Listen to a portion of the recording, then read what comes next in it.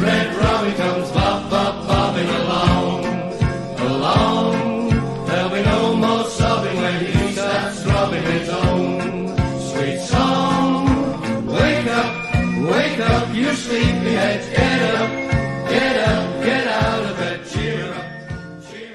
Hello and welcome to the Red Robin podcast, powered by Budget Ties Auto Centre and 𝗕𝓃𝗁𝗔 Chartered Accountants, the independent Hull Kingston Rovers podcast. Welcome to this Derby Day special, which is hosted by, of course, me, Jono. This week I'm joined by a very special guest, as former Robin Paul Cooke joins me once again to discuss our trip to Hull City's MKM Stadium to take on relegation-threatened Hull FC. Podcast regular Dan Craft joins me this week as we take a look back at our clinical round 7 victory over Leeds Rhinos. And there's a roundup of all the latest goings on at Craven Park.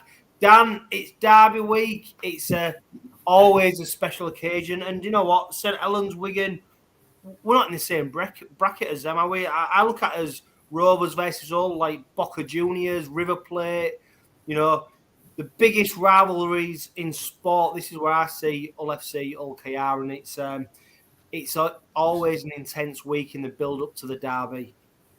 Yeah, it's not an ordinary week, is it? It's the build-up. It's work. You're having a bit of crack with the bin dippers, aren't you? It just feels a bit more tense, doesn't it? Especially you sort of look at how well we're going, how poorly they're going. You look at their squad on paper, our squad on paper. It's probably got us set up for getting beat, and it knowing us, but it's exciting, isn't it? Yeah, and do you know what, Dan? It's better, isn't it? Because they're on a terrible run of form, and we come into the game on a decent victory against the Leeds Rhinos. And do you know what? I'm going to put this out there now. I think most Rovers fans are happy that we beat Leeds only by 20 points to 12, because it meant it was a workman-like victory. If we'd have spanked 40 points, I think that the manner of the performance and the scoreline gives Rovers fans a bit more glee at the fact we got a result like that, because we've seen in the past, haven't we, where we've put teams to the sword, but it was a real grafting performance. It was a performance we've not seen from Rovers for a very long time. No, I think I said it before on previous podcasts. It's the manner of how we're getting some of these victories. These are games that we'd be losing in previous seasons. We'd be throwing them away. They're just the way we're playing. It's just so structured, and we're closing out the games. Whereas before we'd be panicking, we'd be getting well ahead, and we'd be panicking. Right, what do we do now? But really now we're looking to put teams to the sword. We're scoring the points. We're getting the lead. We're not thinking, right, well, let's just concentrate on defending now. We're actually going to try and score more points. And when they do respond, we're going, right, come on, let's just get ourselves set again. We'll go again. We're not panicking, and that's the key thing for me. That's why I'm quietly confident going into the weekend. Yeah, so let's forget about the derby on Friday, because that's still to come. If we look back at the victory over Leeds Rhinos, 20 points to 12, 14-0 up at half-time, Dan. Pretty comprehensive, I suppose, Dan. I mean, yes, Leeds did come back in the second half and score a couple of tries, but for me, the work was done in the first half, and we was very, very dominant. Oh, yeah, they barely got up our end in the first half, did they, really? It was... Well, I think it was mainly part due to our kicking game, wasn't it? 𝗕𝗓𝗄𝗏 bullying. Was it 𝗕𝗓𝗄𝗏𝗏 at full back? Who's gone on loan to Batley? Isn't they? Yeah, I mean, I don't know whether that's a reflection of his performance in the game against the Robins, or whether 𝗕𝗓𝗄𝗏𝗏's literally kicked him to death. But it's not the biggest vote of confidence, is it, that you're being sent back out on loan on the back of that performance? No, you got to feel sorry for that in a way, because it was horrible, the conditions, wasn't it? I mean, still in the east, I'm still getting wet, the swirling wind and that, and we know 𝗕𝗓𝗄𝗏𝗏 can put the bombs up at the best of times. So when it was conditions like that, you got no chance of catching it. Him and 𝗓𝗏𝗏𝗏, he just bullied him, didn't he? 𝗕𝗓𝗄𝗏𝗏, it was almost like a dead set. You were going to get the ball back. All you got to do is get to tackle 5, and Abdul's going to put the bomb up, and you're going to get the ball back. It's like 3 meters, isn't it? Yeah, and there's no doubt that John Abdul. I mean, you only have to look at the Man of Steel points. Once again, John Abdul 3 points. He's just a couple of points before George Williams in the Man of Steel point, and don't forget as well, John Abdul's missed a couple of games. So he's far and away one of the top performers in Super League, and there's no doubt that his kicking game was so important in that game. Kicks in general play 20, attacking kicks 13. I mean, Jordan Abdul, he just absolutely kicks Leeds Rhinos to death that game. Yeah, and that's probably one of the main reasons. Give the cat a slap. Yeah, that's probably one of the main reasons we won the game, isn't it? His kicking game. In the second half, the kicks that he was putting in, especially the ones where he was just aiming for touch. It was, I mean, one of them, I think the ball just bobbled along and landed nicely on the line. It's just pinpoint accuracy with his kicking game, and I think we missed that. A couple of games where it was Milnes and Lewis. I think that's the one thing we missed really was the kicking game, the measured kicking. And it's one of the questions that I posed to Paul Cooke. He comes on the podcast later on about how John Abdul and Mikey Lewis, how they play together, because there's no doubt, is he, that when Rowan Milnes plays with Mikey Lewis is more prominent. And when Jordan Abdul plays with Mikey Lewis, Jordan Abdul does take a lot of the ball, but obviously with his kicking game so good. And I mean, when you look at the conditions as well, it was a horrible night at Craven Park. Oh, the weather was atrocious, wasn't it? I think by the end of it, both sides, neither of them wanted to be on that pitch at the end. But I agree completely with what you say there. I think it's the seniority thing, isn't it? Jordan Abdul, he does have to take a bit of the pressure off Mikey Lewis, isn't it? Mikey Lewis is only 21-year-old, isn't he? He's got to take the pressure off him.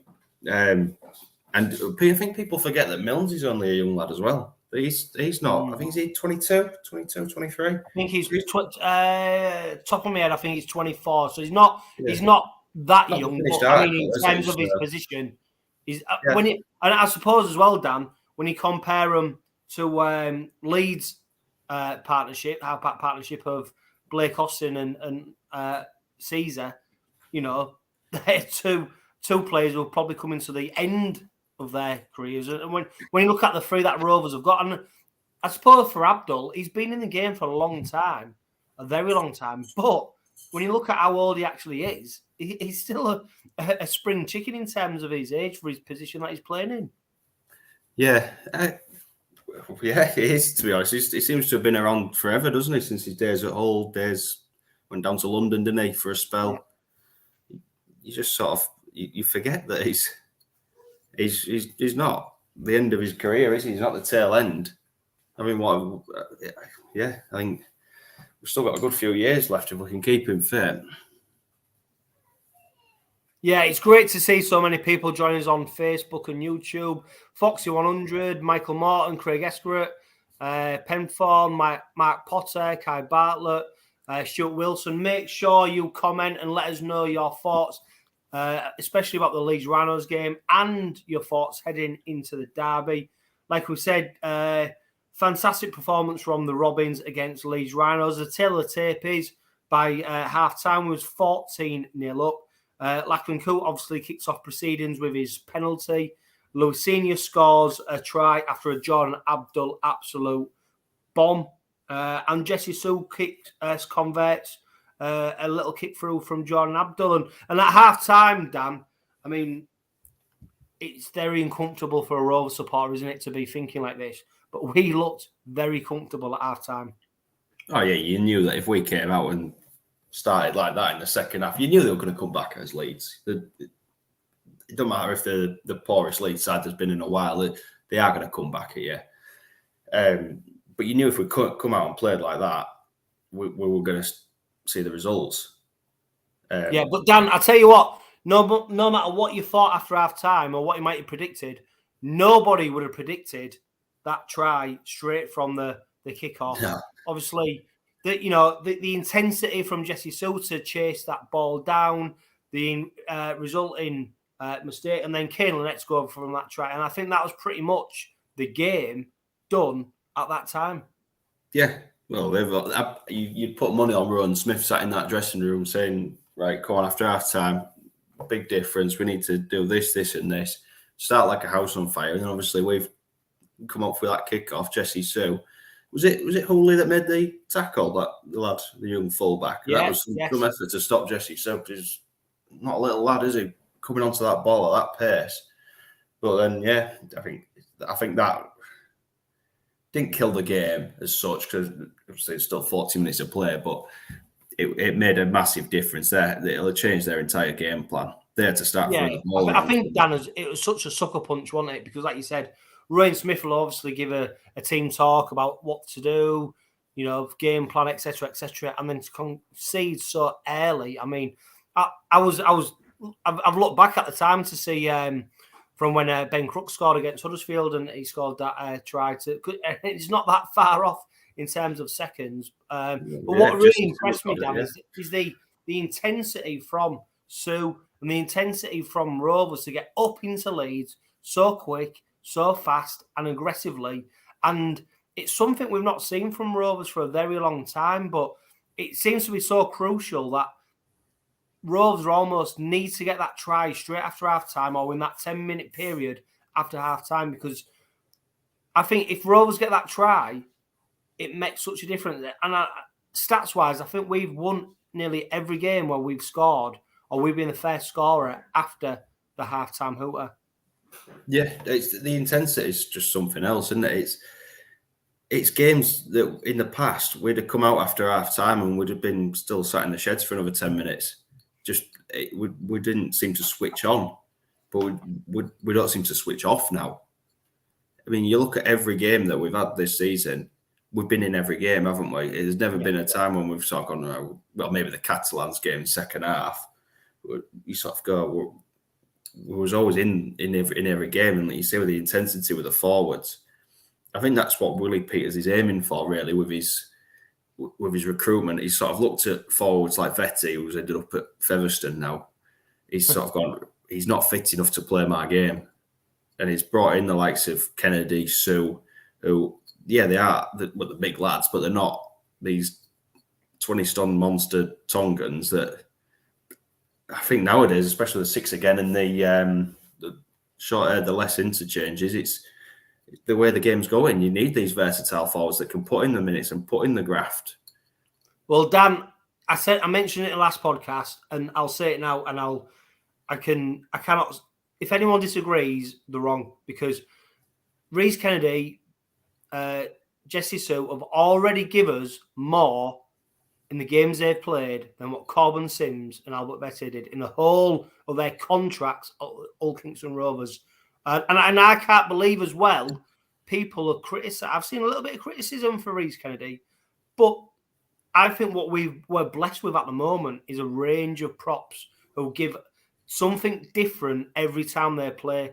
They're not that we haven't got carbon copy props. We've got props who give us a little bit of difference every time. And I think for me, Rhys Kennedy, 𝗕𝘂𝗍𝗍, George King, luckily Matty Staunton, the range of play that they give us is so vital at the moment. Yeah, and if you like, people criticise Rhys Kennedy. I personally can't see it.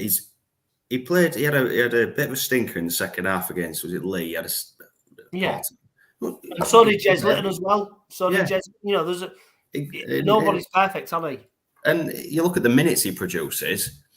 He don't shy away from taking a carry, and he's always, he goes into the tackle full pelt. He's not shy. He's not work shy. And I think in previous seasons we've had players that are work shy and don't want to put the hard work in. George King, he's another one, non-stop, isn't he? Well, don't you think, Dan, as well, George King has benefited from Rhys Kennedy and 𝗕𝘂𝗍𝗍 being in that side? Because one of the things Willie Peters said at the start of the season is that George King just played too many minutes last year, and you wasn't able to see the best of him because he had to play minutes to cover forwards who were injured, etc. And now, really, we're seeing the best of George King because he's been spelled appropriately and he's playing the right number of minutes that he should have been playing probably last season, but he's doing it this season now. Well, yeah, because he's playing he's not having to play 75 minutes, is he? Well, but 𝗕𝗂𝗏𝗴𝗲𝗀 comes on and does his 2.5 minutes spell and gets a hamstring injury. Yeah, exactly. So he can be spelled. He can do his 20-minute stints and he can be effective. Yeah, and I think we've got a gem in George King, really. And yeah. I know he looks old, doesn't he? You know, with his nice shiny head and that, but he's not old, is he? He's not. No, he's a great age. You know what? For the position he plays, he's a great age at the moment because he's in reality he's probably coming into the prime of his career, and yeah, he's done Rovers a lot of favours last season because he was fit, he was ready, he did the minutes. He probably played through injury when other players wouldn't. I think now, like we said, we've got a good complement of forwards in that position who will allow him to play his best game. It's funny enough as well, 𝗕𝘂𝗁, he probably played his best game. 10 carries, 106 metres. He had an average gain of 11 metres and he scored a try. And do you know what, Dan? I don't know about you. When you look at 𝗕𝘂𝗁, he's not the biggest bloke, is he? No. Well, to be honest, when we signed him, I didn't know. I'd seen him play a couple of times, but unless you sort of know that we've signed him or you hear the name, you don't really think about him. So we started watching Newcastle's games a bit more. Just watching him, thinking, I don't know, is he the right fit? But now you look at him and he's not. Yeah, he's not the biggest bloke, but he's. I think he's 32, 𝗕𝘂𝗁. Yeah, he's coming. He's ripped. He's physically fit, and like you say, that's Willie Peters' game, isn't it? He wants the physically fit players. So and what he says, Dan, as well. Want him running at me. And also what he says, it might not be the biggest player physically, but there's no doubt he's probably got the biggest heart and he's got the biggest, he's got a bit of dog in him, and he's not going to take a backward step. And that's what I think led to that Rovers try just after half time. He wanted it more than anybody else on that pitch.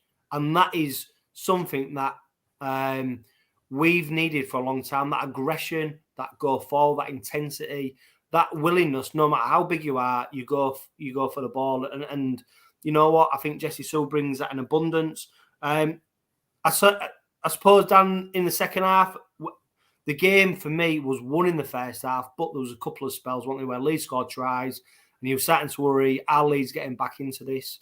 Was you ever worried in the second half, Dan, that Leeds Rhinos would come back into it, or was you pretty comfortable? Until the last 10 minutes, I was sort of. Well, you're never safe, are you?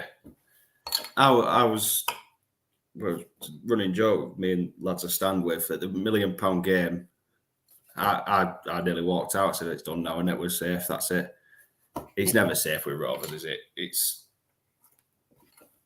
But you did think at 10 minutes to go, they were going to have to chance their arm, throw the ball about. It wasn't the conditions for that. And we seemed to have them sussed. They didn't really produce anything that we're too worried about. I mean, Blake Austin had an off game, didn't he? Yeah, but don't you think, Dan, as well? It almost seemed like if Blake Austin couldn't get it going, there was nobody else in that Leeds side who was, 𝗧𝘆𝗍𝗍 was almost anonymous. There was nobody else in that side who could really get anything going from Leeds. And I've seen Leeds blame the conditions, etc. Well, I think that's a load of bollocks because Rovers were up against it in that second half. The rain, the wind, etc., etc. And I just think Rovers played the game better. But I just think Rovers seemed to want it more than what Leeds did. Yeah, I hate that, blaming the conditions. At the end of the day, both sides have to play in it. I think, like you say, 𝗕𝗂𝗁, I watched it back on Sky when I got in, and you mentioned 𝗕𝗂𝗁. I didn't realise he was playing. Yeah. In a way, I think we're quite fortunate. I have to give a bit of thanks to Richie Myler's missus for going into labour. That's what happened, wasn't it? That's why he wasn't playing. What, his new missus? Sorry? His new missus? Yeah. Yeah. What got so much into that? But yeah, I think we played the conditions better, but at the same time, we were throwing it about a little bit. It's almost like we didn't realise there was wet stuff falling from the sky the way we were playing, but they just couldn't seem to keep hold of the ball, could they, Leeds? That was one of the main things, wasn't it? They're just making errors that we'd make in previous seasons. Just stupid errors inside our own 20-30. Whenever they started to get a little bit of momentum, they'd fling out a stupid pass, they'd drop the ball. They just didn't seem to have a game plan, did they? No, and you've already mentioned Hooley, who's gone on loan back to Batley. Another player who probably didn't cover himself in glory was 𝗕𝗓𝗏𝗏𝗧. I mean, we've seen some bad performances at Craven Park, mostly from the home side, but that was up with one of the best, one of the worst performances I've ever seen from a player. Yeah, you feel a bit sorry for him. You sort of go on Twitter after the game and just see what some of the comments. They weren't overly impressed. They don't seem to rate him as a Super League player, do they? You felt sorry for him in a way, because I wouldn't like to be under them bombs from Abdul. But yeah, well, I'll tell you what, Jordan Abdul didn't have any sympathy. If you watch the post-match interview, and I think he got posed a question, didn't he?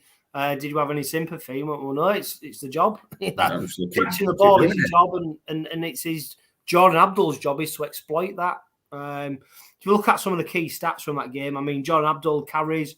We're going to come on to that with Paul Cooke, where we talk about the balance between Jordan Abdul and Mikey Lewis. Jordan Abdul carries against Leeds 22. Ryan Hall 18 carries, 17 carries from George King, Kane Lynette, 𝗕𝗓𝗏𝗏𝗧. Tackle-wise, Frankie Holton 39, leading the way. Minchella 28, Kane Lynette 25. Meters made, of course. I mean, he's just signed a new contract. Ryan Hall, just every game, leading meter maker, 137 meters. George King, 135 meters. I mean, coming second as a prop is fantastic. And Louis Senior, I'm going to ask you, Dan, about Louis Senior, because Ethan Ryan was a named starting right winger, wasn't he, at the start of the season? Not probably his best defensive display in the first couple of games, but Louis Senior seems to have shored up that right wing. Obviously, 𝗕𝗏𝗏𝗏𝗏 was missing last week, but Senior just seems to have added just a bit more steel on that right edge. Yeah, well, just quickly going back to Ryan Hall, who's 137 metres. I went to Wakefield, and when he went off injured, he was struggling to walk down the tunnel at half-time. So for him to turn up next week and put in that, man's not human, is he? But Senior, he's taking his opportunity, hasn't he? He was always going to get a go. Ethan Ryan has obviously had a couple of poor games and rightfully dropped. It's not the end of his Rovers career. Senior or Hall are going to, touch wood they don't, but they are going to pick up an injury this season. He's going to get his chance. And if, say, for instance, Senior gets injured, Ethan Ryan he's got his opportunity there to take the chance and get the spot back. But yeah, Senior seems to be a bit more measured in defence, whereas Ethan Ryan seems to want to just shoot out the line every time. It costs the game against Lee, in effect, in the end. Yeah. But yeah, I think Dan as well ultimately paid the price, didn't he? Yeah. And what you would say is the reason Rovers have built up quite a big squad is basically no position safe. If you're not performing and you're not on the top of your game, there's players that will come in, and I suppose, I like Ethan Ryan. I think he's an absolutely fantastic player, but Senior's come in and he took his opportunity. Yeah, I don't think anybody's got any hard feelings towards Ethan Ryan. If he came in, he'd get the full support. It wouldn't be like, bless him, Darnell McIntosh.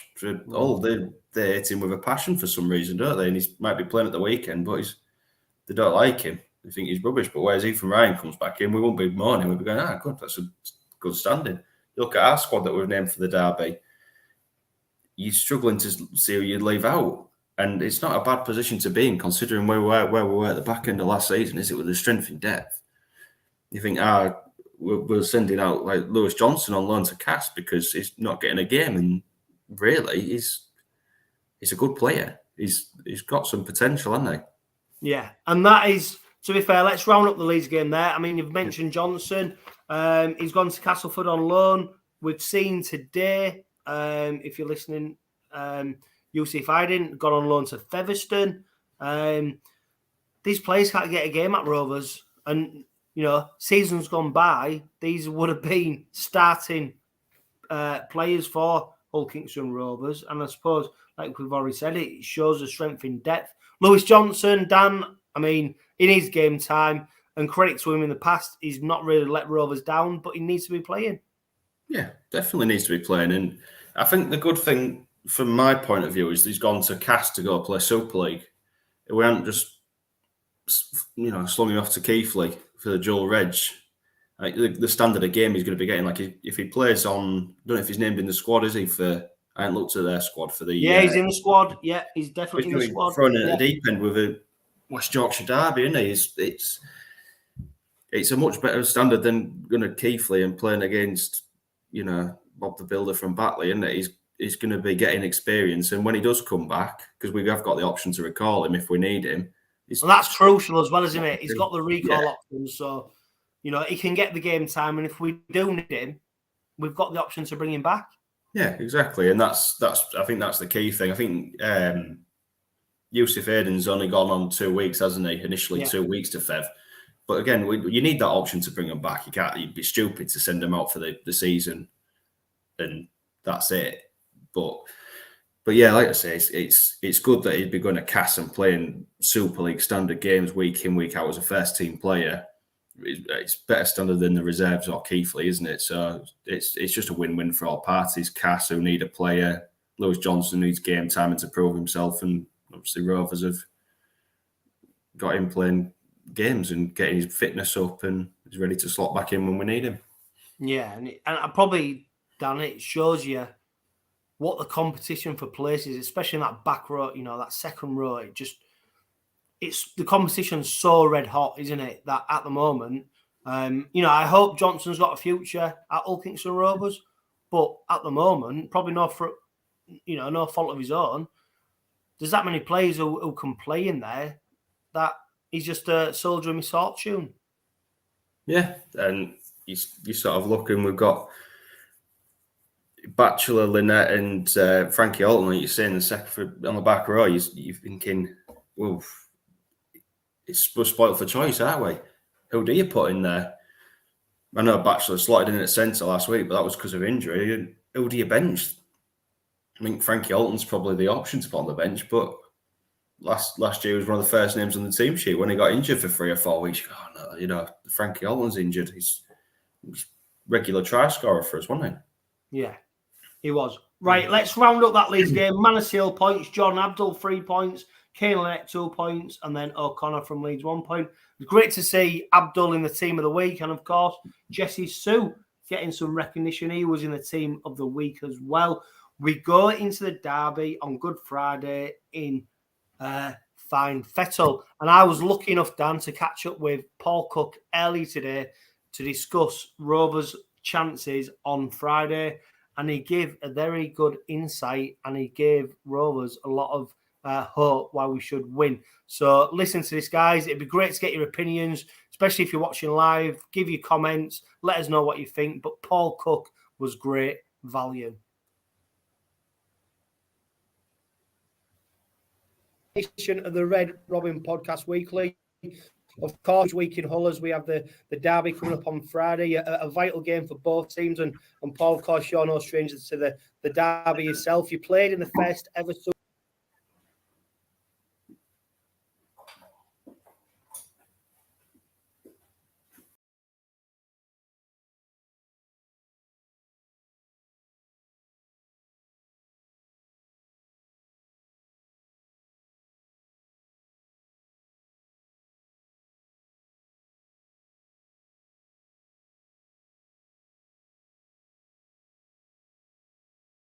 Excites me. Good Friday, particularly the first one of the year. If I could come out of retirement for one game and then have a month off doing nothing and recover, I'd choose this game. It means so much to me and to everybody within the city, whether you're red and white or black and white. It means a great deal, and it certainly should never be underplayed or made to feel like it's not the most special game in the calendar for us. No, and I suppose it's important for both teams for different reasons. We've already mentioned about how it's important for Rovers to really cement that playoff spot, and Hull are looking for that kickstart, aren't they, after a poor run of form? Well, listen, the home team's under the most pressure. There's no question about that, because them taking 2 points off 𝗕𝗂𝗚𝗲𝗏 won't make a great deal of difference to 𝗕𝗂𝗚𝗏 and where they finish the season. But it'll mean everything to Hull FC because of the form that they're in. The pressure for 𝗕𝗂𝗚𝗏 for me is to put a team to bed who are so low on confidence and low on the table. To be ruthless, and I've written about it this week in the Hull Daily Mail. I'd want to beat them by 50 or 60 or 80. I'd want to really rive it home and ram it home down the throats of the Black and Whites if I was playing for 𝗕𝗂𝗚𝗏. And of course, on the flip side of that, as I said, if I was playing for Hull FC, there's no real better game in the calendar to try and turn the momentum of how poor you're being around. Because ultimately, this game, if you're a Hull FC player and you're going into it, means more, doesn't it? It means more because it's 𝗕𝗂𝗚𝗏. So if you're going to do it, you're not going to do it against the Wigan or St Helens at home because they're in such good form. But this game means something more to the players of Hull FC, or it should do. And that generally in our city keeps the scorelines respectable, if you like, and close on the scoreboard. So if they're going to get a result and snap a losing streak, you would imagine it might be this game for them. Yeah, and how do you prepare for a game like this, Paul? Because you've experienced it as a player, and you've experienced a build up to it. And the rhetoric from coaches normally is it's just another 2 points. We don't want to make it a cup final, etc., etc. But we've seen in instances actually it does become a bit of a cup final. So what experiences have you had, Paul, in the build up to the derby, and which has worked and which hasn't? Well, it's a load of bollocks. Can the coach is saying, "Oh, it's another 2 points and just another game." It's just a load of rubbish. I mean, I aren't copying that from Hull, and I don't care whether the coaches go and say that. That's not what I'd be saying behind closed doors. Not one iota. What did happen for me, and obviously the first one was probably a little bit different, but I didn't prepare any different for the game. It just means more and meant more. When I played for Hull FC in the first one, we walk out in front of a packed house, and it was colourful. The red and whites to the left, and the black and white had the West stand up was open. It was a fantastic occasion, and one which I know I was looking forward to when 𝗕𝗂𝗚𝗏 was promoted in 2006. Sorry, in 2000 2006 when the beat Widnes and was promoted. It was different for 𝗕𝗂𝗚𝗏 because of all the off-field stuff. I planned for the game 2 weeks early. What I mean by that is I'd get all the food in for 2 weeks, and the only time I would leave the house is to go see my mum and dad or to go to training. I shut the blinds and just made sure that there was no external influence from anybody, Hull FC fans, particularly when I was at 𝗕𝗂𝗚𝗏. And made sure that I was ready 2 weeks early. But it didn't change the routine of going to bed at 9 o'clock the night before a game and sleeping for 12 hours. That was always the same. Yeah. And I suppose the danger of that, though, Paul, is that players get so up for it. How do you keep a lid on that? Because it's a powder keg of a game. Well, for me, and it's one thing Justin Morgan got right at 𝗕𝗂𝗚𝗏 particularly. He let the local players lead it. Right. So they let the local players lead, how important it was. And for anybody new to the club at the time I was at the club, they was led by the players that are from Hull. So, Chris Wellham was big. He had his 𝗔𝗂𝗍𝗓 Jansen was another. So we had players that was from Hull that had a real say in leading the week, leading into the derby. I think he got that spot on. And Peter Sharp was the same in the first one for Hull FC. I mean, I can remember being at Hull FC and I'd been out 6 weeks from a hamstring injury, and then Peter Sharp had stripped the game plan back, and I went in, and obviously I was back in the team for the derby, and I went in and I said, Sharpie, seriously, we're not going to play that boring crap football we've been playing for the last 6 weeks, are we? And he just went, no, you can do what you want, and I need you to lead it. So, yeah, it was really, it's not just another game, and to downplay that or underplay that, to me, is criminal, and I don't accept that.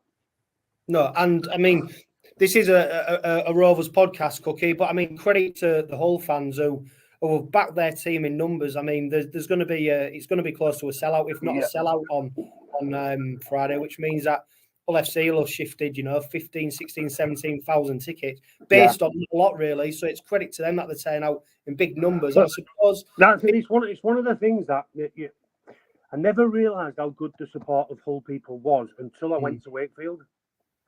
And that's not disrespectful towards Wakefield, but you get a handful of supporters in the away end, whereas at 𝗕𝗂𝗏𝗲𝗏 or Hull FC, you get thousands.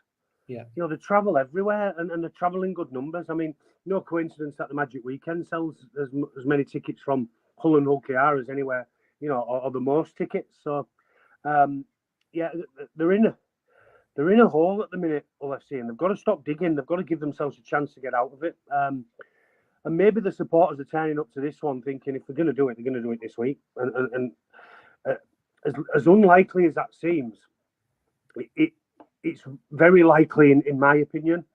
And I don't think Hull FC will win the game. In fact, I've backed 𝗕𝗂𝗏𝗏 in the tipping comp that I'm in with the media, but it never quite works out that way. And I played in enough where I was the underdog and come out on top. And I played in one at Hull FC where we was favourites and come out on top. But there's over the I think it's 260 odd games of a derby that we've had, and I don't think you can separate the other team with more than 10 wins on top of the other team. It's like for some reason the other team found a way. Yeah, and let's be honest, you know, Rovers are probably the favourites in many eyes for the game. But I suppose as a Hull supporter, you're hanging on your hat on the fact that, like you just said there, Cookie, anything can happen. Absolutely. And there's got to be some motivation inside them players. There's got to be. And it's got to be led by the players that are from Hull. It's got to be your Danny Houghton's and your Scott Taylors and your Brad Fash and your Jordan Lane. It's got to be led by them players, whether they're playing in the team or not. There's got to be an intensity increase this week, surely. There's got to be to go to a darker place and find a way to stay in touch and hopefully roll over the top of the team that are sat pretty in the league and you're not, and try and turn your fortunes around. Let's see, lose massively if they lose the game by a boatload of points, because the fans then, the 17,000 that are turning up are going to really turn. They're going to really turn, because what they're going to say is, if you can't get up for this game when it's the most important game to us, you don't deserve to be out there. You know, you've got to fight. We're not having that, and they're already on the backs of the players and the club and the recruitment that they've had. The 20 players out of contracts, and that should never happen at a club. So the fans have every right to vent their anger in the way that they are at Hull FC. And if they lose this game by 20, 30 points, I don't think that's going to be good for them at all. The players particularly. No, squad news was announced early today, Cookie, and Rovers going into it pretty much full strength, really. There's only Ethan Ryan that you would say is, and he's not in favour at the minute anyway. So I mean, they go into it with everybody back in decent form after last week's good result against Leeds, where they put them to the sword. Really, the scoreline flattered Leeds a bit. Go into it against a team that are in poor form. There's no question about it, and as I said at the beginning, the only pressure on 𝗕𝗂𝗏𝗏 is to win the game and prove that they are where they are in the competition and on the ladder, and they're every right to be confident, a confident group to get the win. No, and let's be honest, though, Cookie, that's not a pressure that's often been associated with Rovers in the derby for a good few years, is it? But players like Sean Kenny-Dowell and 𝗕𝗂𝗏𝗏𝗏 returning are going to strengthen them massively, not just the experience, but their actual playing ability as well. Well, the two centres are massive, and I know they've got some results in the last couple of weeks, or particularly the one, you know, the 4 games for Kenny-Dowell. But them two are huge, aren't they? You know, when you consider the right edge has showed up defensively when 𝗕𝗏𝗏𝗏𝗏's gone in there, you've got Kenny-Dowell on the left edge, and that left edge must be absolutely licking the lips this week at what they've seen with Hull FC and the way that right edge defends for Hull FC. And I know Tony's made some changes. 𝗕𝗏𝗏𝗏𝗏's out. You know, I've just read 𝗕𝗏𝗏𝗏𝗏𝗏's out. Listen, there's no way on the planet you can't understand that decision. I've watched the highlights of tries and seen the games in full for Hull FC, and that right edge is all over the place. You know, if I'm Jordan Abdul, I'm licking the lips. You know, Kane Lynette outside of him, and then you've got Kenny-Dowell outside of that, and Ryan Hall, who finishes tries. So they're having a really good look at that juicy edge. You know, which way goes Willie Peters with his starting front row? I'm not sure which way he goes with that. Does he go all out and play Jesse Sue from the start and really try and put some points on Hull FC?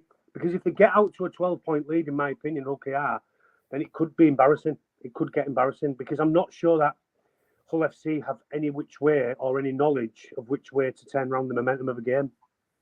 No, and what you'd say about the Rovers lineup is that they've got a number of players across the line who can make things happen in attacking positions. And you look at someone like Mikey Lewis, you know, a real star of the Rovers side. This is his stage now, isn't it? This is well. I think he always has had a really good, you know, but he's from Hull, Chris, isn't it? Yeah. And what he does do is he understands the meaning of the game in Hull. You know, hat trick last year at Magic in a losing team. You know, it was phenomenal last year. I think he's grown over the last couple of performances without Abdul in there. Yeah, he's had to take more of a front seat, if you like. Whereas when Abdul's there, and you know, Abdul controls the game last week, and Lewis was still good. But I think the couple of games out of the team for Abdul has probably helped Mikey Lewis in his form, because he was a little bit overshadowed by that left side, and Abdul controlling the football more than he was. So when he hasn't been there, I think Mikey's been great. And that right edge with 𝗕𝗂𝗗𝗴𝗲 as well at Wakefield particularly had a good day. So yeah, it's everything in my head points to a 𝗕𝗂𝗗𝗴𝗲 win. Everything in my head, and there's a small part right at the back of my head that says it's just likely that Hull FC will win. And it's stupid, isn't it? It goes against. No, mate, it's exactly the same. It goes against everything. It goes against every stat. It goes against every form, every player's form. There's not a player in Hull FC's lineup that I would swap for a player in 𝗕𝗂𝗗𝗴𝗲's lineup, and that's dangerous to me. It's dangerous because sooner or later, them players have got to find a way to get a result. And as I said, there's a small part right at the back of my head that says they'll probably find it this week.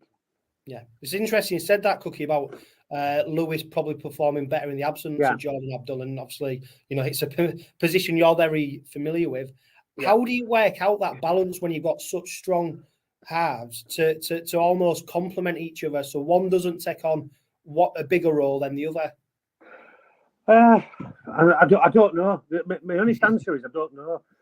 I learned very early in my career from Jason Smith when he was at Hull FC, and he wanted the ball even when he shouldn't have got the ball, because he just wanted the ball to try and do something with it.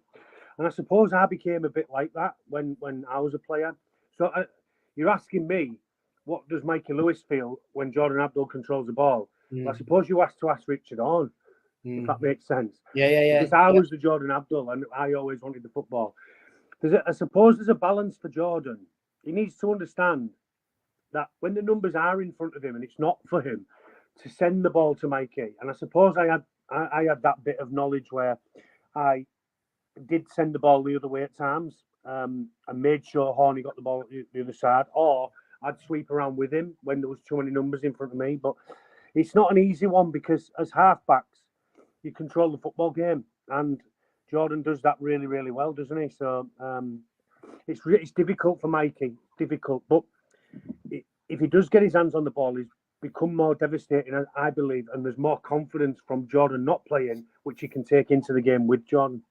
Yeah, and I do wonder, I think there's a bit of a bigger picture on this game as well, because Shaun Wane's announced that he's going to be looking at maybe new players for the mid-season test against France. Yeah. You got that is it's really important, that, isn't it, for I suppose for 𝗕𝗓𝗏𝗏, for 𝗕𝗓𝗏𝗏, for Jordan Abdul, for Mikey Lewis. Yeah, something's got to change with England, and that gives everybody a shot in the arm, doesn't it? What Shaun Wane said in his press conference.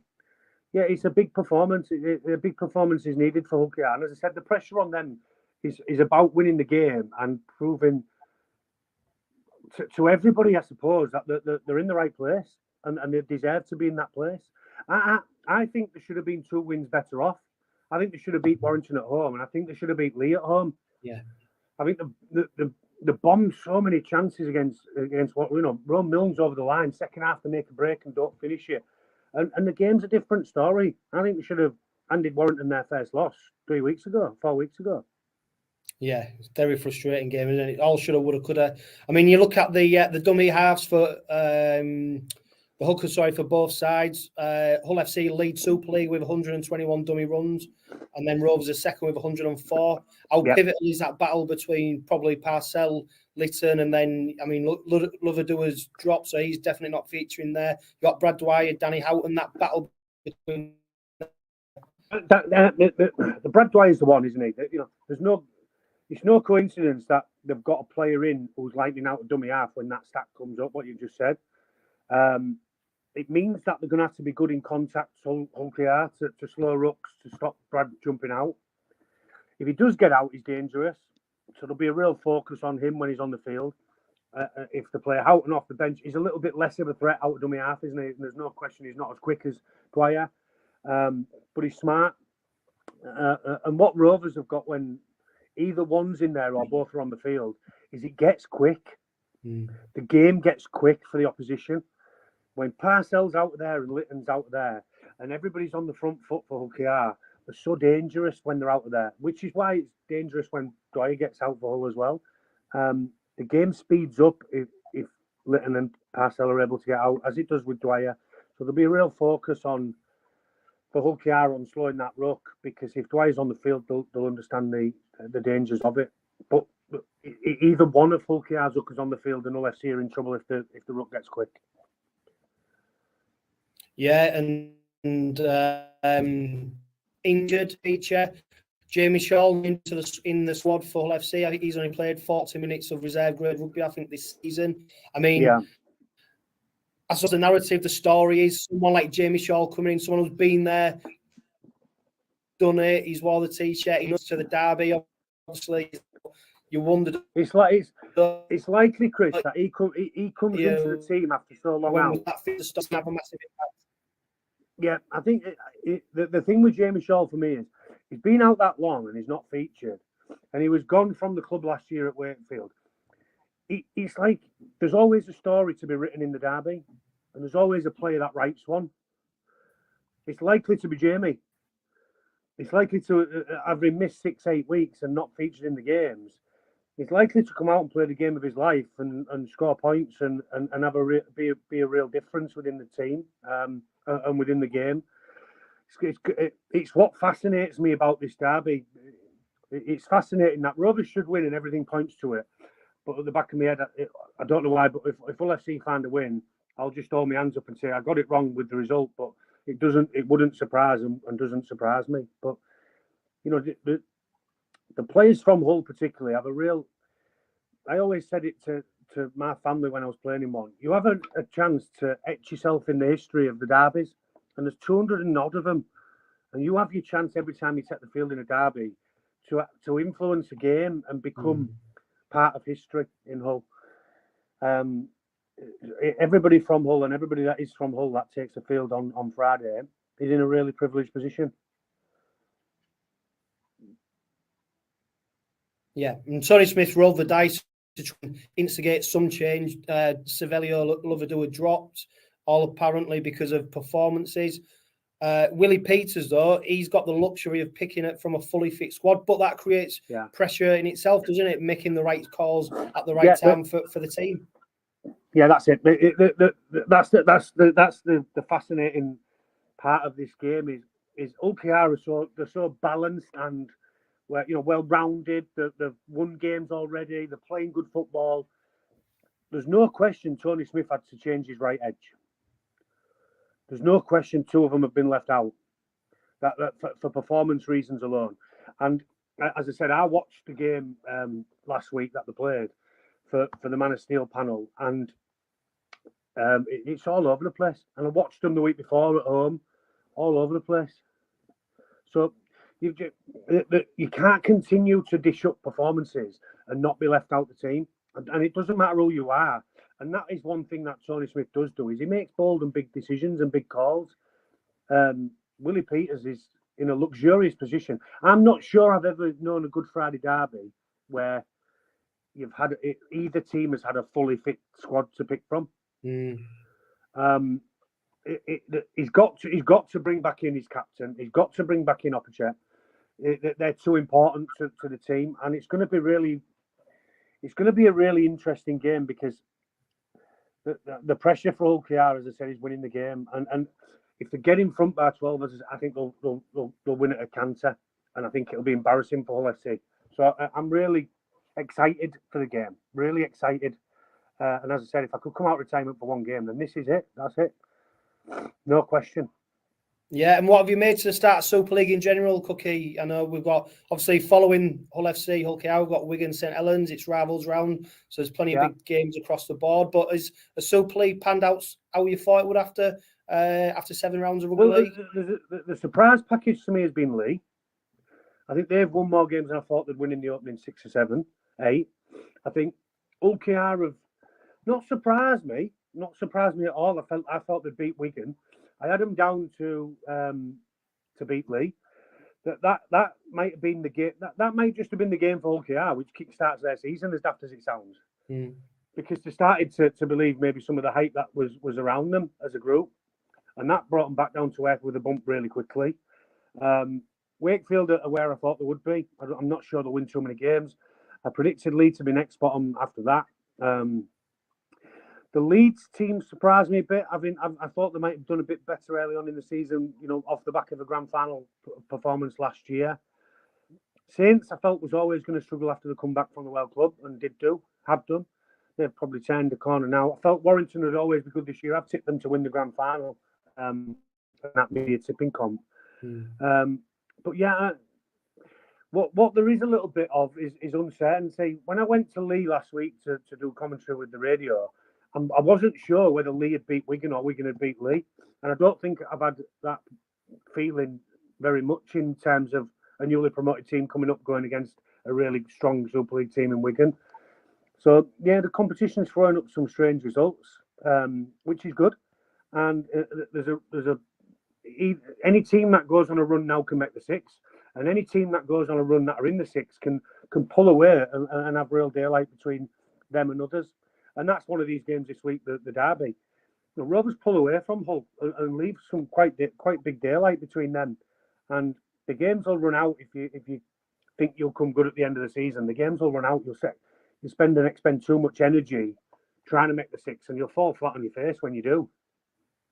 Yeah, and I think there's a nervousness about some clubs at the moment. You only have to say that with swap deals, transfers so early on in the season. It's almost unheard of in Super League. I think that's great. Though. I think teams are recognising that it's not good enough and it's poor. And ultimately, the sport is ruthless. The Corey Hall swap deal with Will Dagger is a better deal for Hull FC, 𝗕𝗂𝗚𝗏𝗏𝗏 in my eyes than Wakefield, because they've got 3 fullbacks. And they've put a 3-year contract in front of 𝗕𝗓𝗏𝗏𝗏𝗏. So you've got they've released 1 fullback, brought in an outside back when Ryan Hall and Kenny Dow have come into the twilight of the career. I know they're both playing really well, and Ryan's got another year. But in a year's time, they've got a year more preparation and a year more training into Corey Hall, and he's a ready-made replacement. I think it's really smart business, and I don't think it'll be the last part of it, mate. And I think the players that have got the clubs that have got the most out of contract players will do the most wheeling and dealing in the next 4 or 5 weeks. Yeah, well, and you only have to look across to the west of the city to see how much wheeling and dealing they might have to do. Yeah, absolutely. 20 odd players. I mean, and you go back to Rovers, you look at the strength of the squad. Corey Hall can't even get in it at the moment, and he'd be a nailed on starter for Wakefield. Well, and that demonstrates again where Rovers are at in terms of injuries, but 2, where they're at as a group. Because they're playing well and winning. You're reluctant to change them players, but also there's an element of pressure on performance for everybody individually too. Because if they don't play well, they could find themselves out the team next week, and they might not get back in for a month.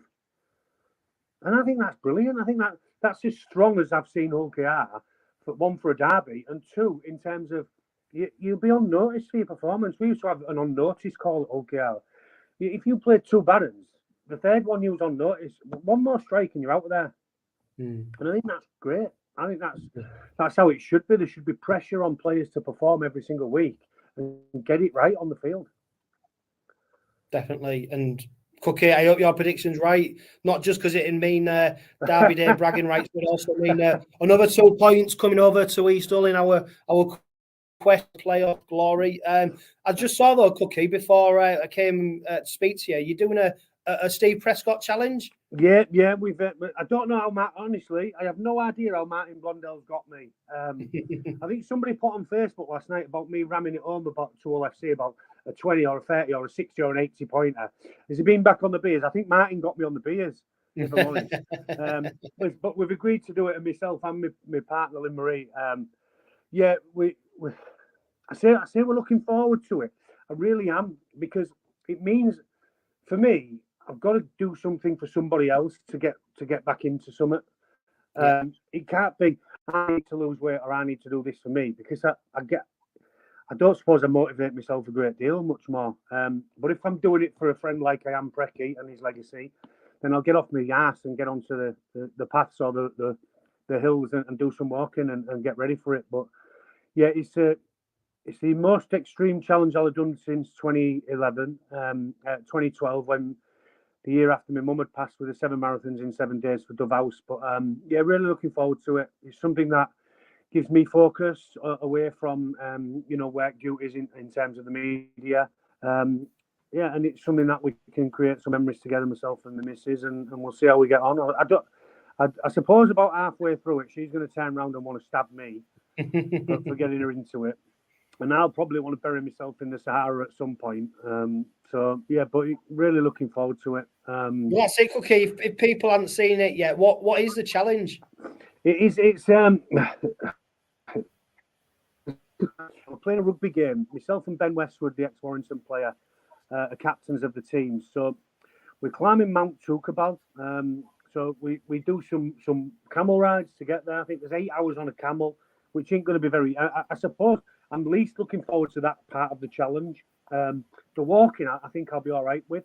But the bits in between, which is going to be more extreme on my backside, I'm not looking forward to. But yeah, we're trekking across the desert over 8 days. We're playing the game at on 𝗕𝗏𝗄𝗏𝗏𝗏 in the Sahara, and it'll be the first ever rugby league game. Yeah, so there's a Just Giving page out there. I haven't got the link to it, but it is on my social medias in terms of Twitter, where Martin Blondell, the man who runs the charity for 𝗕𝗏𝗄𝗏𝗏𝗏, the foundation, has kindly set all that up for me. And yeah, we're really looking forward to it. I say we're looking forward to getting out to train for it, and getting off our backsides and doing some exercise. Most importantly, it's for a fantastic cause. I tell you what, Dan, Cookie, great value once again. Talks a lot of sense. He's clearly put Rovers as favourites. He's putting down any chance Hull have got of getting a victory down to the fact it's literally the derby and anything can happen. But when you look at it, Dan, on paper, we're in a very unique position, aren't we, Dan? Because Rovers don't normally go into these games as clear favourites. If you go to the bookies, you're getting no value whatsoever for the Robins. We put our strongest squad possible out. Tony Smith's ringing changes, trying to get some kind of response from our bitter rivals. It feels a little bit weird to be in this position, Dan. Yeah, it does, especially going to their patch. It does feel a bit weird that I don't think we've been in this position before, have we? But even with the bookies, the bookies still don't fancy us that much. I was bang on the same, isn't it? 10 to 11 or something. I think your best value you're going to get is evens, which is, to be fair, is unit. I mean, the bookies are not backing all whatsoever. Obviously, home advantage carries a lot of favour, doesn't it? I think what was interesting from what Cookie said, though, is that although they've got home advantage, he thinks that could work against them as well, because, if Rovers manage to get points on the board early doors, that crowd, and credit to them, that crowd could turn against them very easily. Yeah, I completely agree with what Cookie was saying on that front. If we get that 12-0 lead, couple of tries, first 10 minutes or so, they are going to turn. And it is natural. It'll be their sixth loss on the bounce when we beat them on Friday, won't it? So, if it was us, we'd be starting to get a bit restless, wouldn't we? But especially in a derby, if we come out and blow them away nice and early on, they're going to be fuming, aren't they? I mean, like you say, credit to them. Good crowd, isn't it? You want to see a packed out KC, don't you? Packed out Craven Park whenever we play them. But they will turn if we. That's what we want to be aiming for.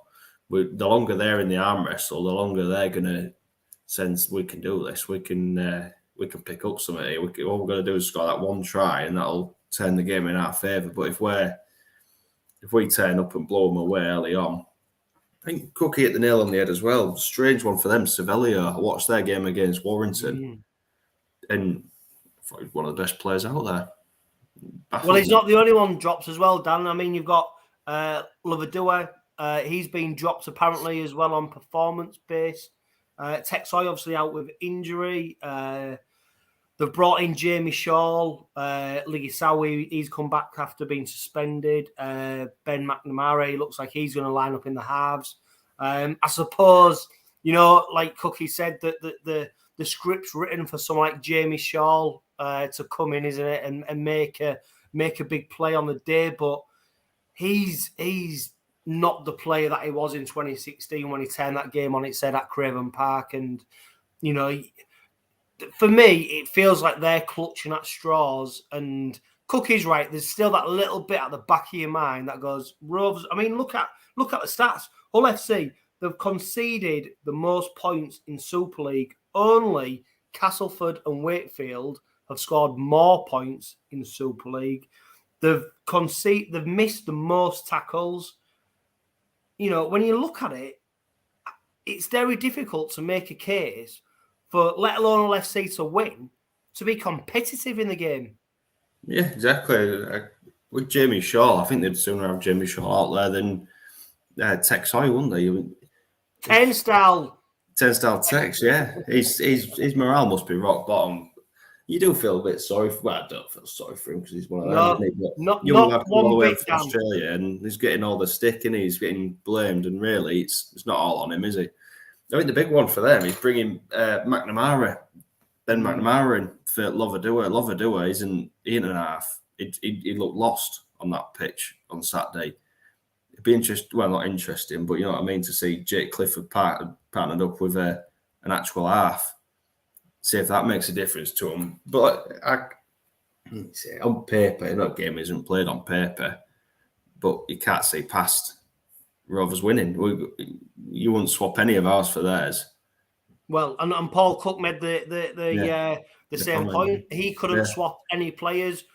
I tell you what, though, Dan, it's going to be Willie Peters got a tough job on his hands, hasn't he? Because you look at some of the players who are potentially going to miss out on Good Friday. Sam Wood, I don't think he's let anybody down whatsoever. I think he's been fantastic since he's come in. Sean Kenny-Dowell's going to come in for him.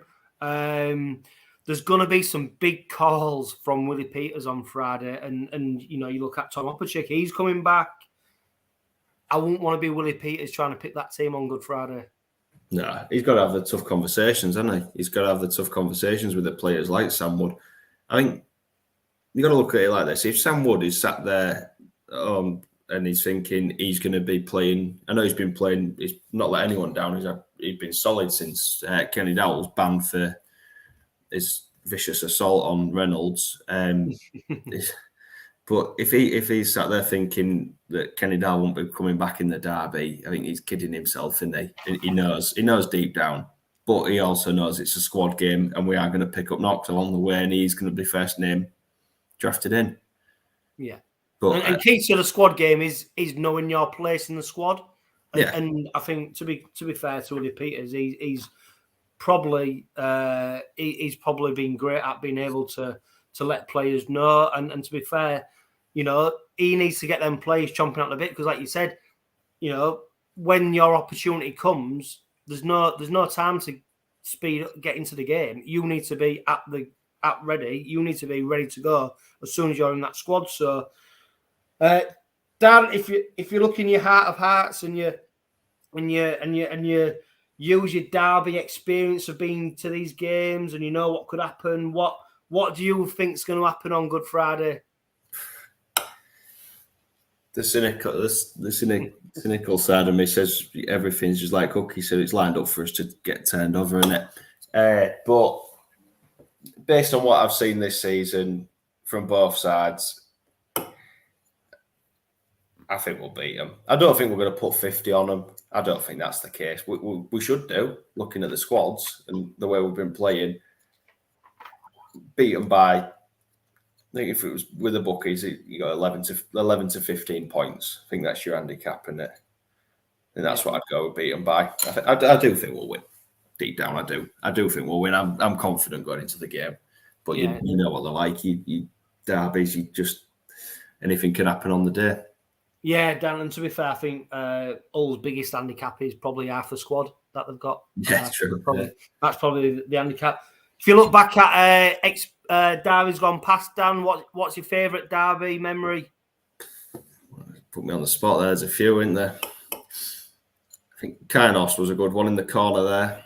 That was a good one, but I think the 42-6 to stay in the league. I think James Webster scoring that try, leaping over the advertising hoardings. That was a particular highlight in the playoff derby. Yeah, and it's interesting as well, Dan. I mean, we've got Cookie on. He only lost one derby whilst playing for Rovers, and he played in some real pivotal games. You know, you look back at, like you just mentioned there, the 11-10, the 42-6 victory, the 36 points to 8. He's played in some big games, and he's been there and done it. So he knows, and like he said, if there was one game that he could come out of retirement for and it'd ruin him for the rest of his life, it would be this derby. And it was rare to see as well, Dan. John Wilkin actually put some praise because he said, that this was the biggest derby, and he's played in X amount of games, St Helens versus Wigan, but he actually said this was the biggest game in Super League. So it was rare to get some praise from John Wilkin. It's sure to be, isn't it, a real occasion. And you know what? When you look at Super League as a whole, the fact that Rovers and Hull are going to have a sellout crowd, St Helens, Wigan are going to have a sellout crowd. It looks like Castleford, Wakefield are going to have a big. These are the games that sell Super League. Yeah, and it is important. It gets a bit boring getting into this competition of who's the biggest derby and all that nonsense. End of the day, 2 games on the Friday have sold over 20,000 tickets, haven't they? It just shows the appetite is there for the rugby. And, as much as we don't like to give them credit for anything, credit to all for getting the fans in. I know we've sold just over 5,000, haven't we? We've sold as much as we can. But they've had to sell tickets. We're a winning side, aren't we? It's easy to support a winning side, isn't it, for a change when we're going well? But they've been serving up that crap, and they managed to sell all these tickets. So fair play to them. Like you say, it could go, like Cookie said, it could go the other way. Could become a bit of an embarrassment for them. They might want to come again, all these part-timers. Hopefully, Dan. Well, I'll tell you what, the one thing that you can guarantee is that the Red Army will be loud in voice, will be there in numbers, and we'll be backing the boys. And we can be the difference between winning and losing. So make sure that if you're at the game on Friday, that you push them and you shout and you cheer and you get them over the line, because it's sure to be a fantastic occasion. This has been the latest Red Robin Podcast Weekly, powered by Budget Ties Auto Centre and 360 Chartered Accountants. Remember, we are the only boys to have an upstairs. So when you go across to West Hull and you're surprised to see their boys and they haven't got upstairs, do not be surprised. But for now, just live, love, laugh and be happy.